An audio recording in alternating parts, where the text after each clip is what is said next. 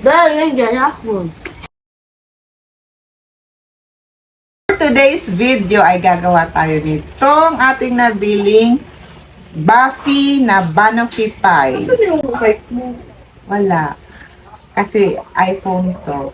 Ayun nga po. Can you see that? I have a very bukodok.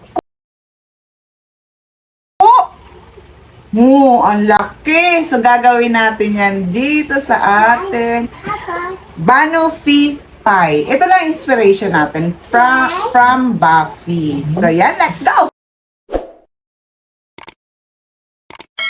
So, ayan. Hi guys, mga kakiki. Simulan natin sa paggawa ng base. Yes, ang base natin ay graham. At lalagyan lang natin ng melted butter. So, depende na sa inyo. Basta yung graham ay magsama-sama sila, pwede na yun. So, nagtansya method lang ako sa ating butter. Pero mga 1/4 siguro sa 1 cup, pwede na yun. Okay? So, ilalagay lang natin sa lalagyan. So, ang ginamit ko dito ay tin can. Pwede din kami yung gumamit yung sugar cane box kung meron. So, ayan. I-didiin nyo lang. I-compress nyo lang. At ito nga yung isa ko pang ginawa. Itong chocolate base natin na from scrap sa ating moist chocolate cake. Kasi sayang naman, diba? Para hindi lagi yung dream cake. At ito nga ang another version naman. Ang ating Bachoco, o diba? So, inilagay ko din dito sa isang plastic container at isisiksik din natin yan. So, ganyan. Inano ko lang siya, parang pinino ko lang siya. Ayan, dinurog-durog ko, kumbaga. So, ayan na nga. At ayan na, ang kinokompress, tama? Pinipress ko lang siya para hindi naman siya sumabog. Ayun ba yan? So, eto na, magre-ready na tayo ng ating banana. So, ang lalaki ng banana. Banana. 100 yata ang kuha nito. Binili ng aking anak. So, ayan. Ganun lang kabilis.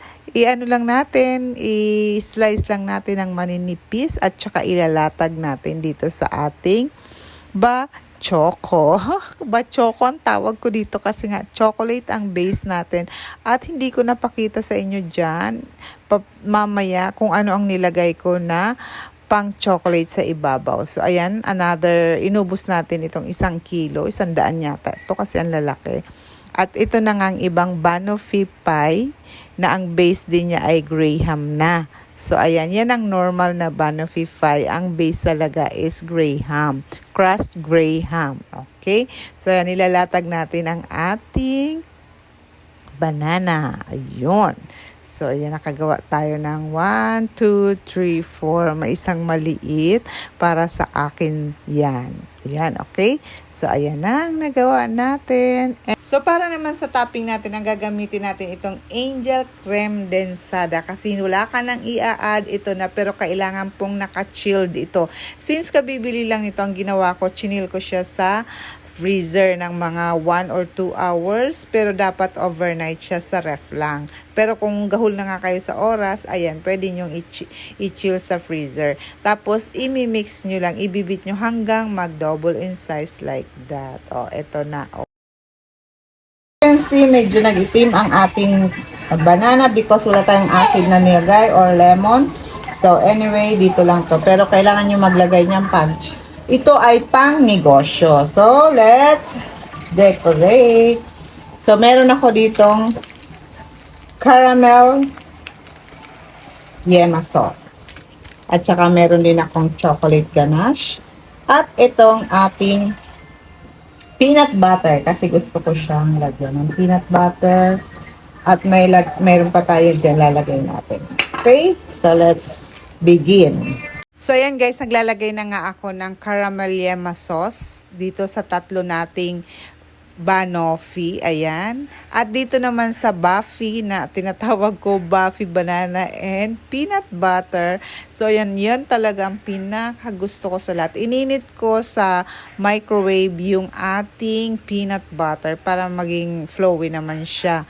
Medyo may may buo-buong peanut butter. Yun ang mas masarap talaga. Kasi parang may na siya, may kagat, 'di ba? So, eto naman ngayon, ayan na, natapos na nating lagyan. So, ito hazel chocolate ang nilagay ko dyan sa chocolate natin. Ito peanut butter. Okay? At doon nga, yema or caramel yema.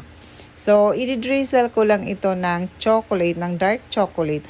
Pwede sanang chocolate chips, mas masarap. Kaso wala akong available. So, drizzle ko na lang nung dark chocolate. So, ito na. Ilalagay na natin sa ibabaw ang ating creme densada. Wala kayong ihalo kasi matamis na yan at malilamnam talaga. Ito talaga nagpasarap. Kasi yung nabili namin dun sa Buffy, parang Everwhip na nasobrahan siya sa cream, tapos na overpowering na si cream niya, kaya hindi na masarap. Parang nawala na ang lasa ng saging at ng mga ng ayan tawag dito, yung mga flavor niya, hindi na siya malasahan. So tama lang desisyon namin na hindi kami nagkuha ng matcha flavor kasi medyo mahal at strawberry kasi halos ganun nga lang. Banoffee lang talaga ang kinuha namin kasi hindi na nga nalalasahan. Ayun, unlike dito sa ginawa natin, o diba? So yung pag-design na yan, ganun lang kasimple, gamit lang ka na. So, hi guys! Ito na ang ating Banoffee na inspired by Buffy. Kasi hindi nila nagustuhan ng Buffy. Sorry naman. So, gumawa tayo ng sarili nating version. Ito yung chocolate. Ang mga scrap nating chocolate, ginawa kong base para hindi yun masayang at may iba na naman tayong gagawin. Ayan. Ito. At ito namang Banoffee talaga. Ayan. Itong dalawa. Dito ka tayo titikim. Tsaka ito kasi naka-reserve na to. At tsaka itong dalawa. So, nandito ulit si Ate Ada para tikman ulit natin ang ating Banoffee by Lulu. Okay. By the way, yung aking Banoffee na nilagyan ko ng peanut butter, inubos ng aking anak. Pakinggan yung sinasabi. Hindi ako nakatikim. Nakatikim ako sa subo lang. So, let's go, Ate Ada. Let's dig in. Dig in. I don't want the fans to be hungry, so let's make this fast. Oh, ganyan siya. Oh, kakapal. Mm.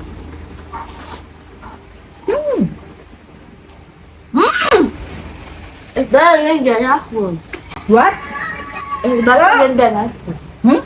Better than the last one. Better than the last one. Huwag ka muna mag-TV.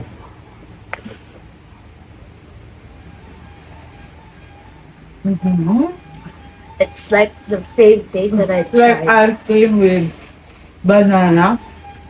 I hope it was mango. Mango, pwede nyo lagyan ng mango. Mango graham. Iba na yun. Hello, ang sarap.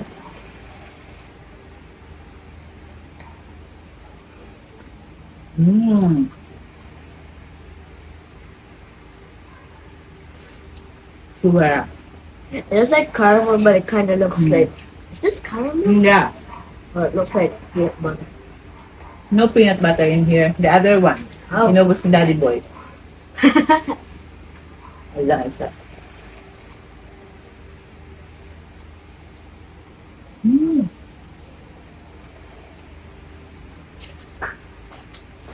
Try nyo niya to guys. For Christmas. Patok-patok to. Sarap. I recommend twice. Narinig sa ate. I recommend ko lang. Bus. Yeah. No.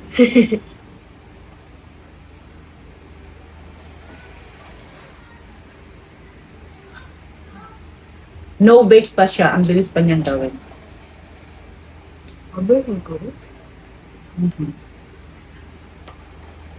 Whoever doesn't know how to cook or bake, watch her videos.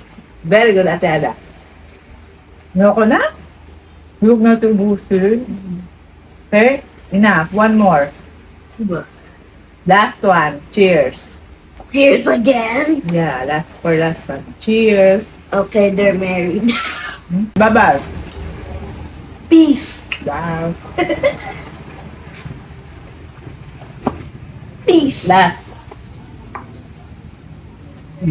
Give me one.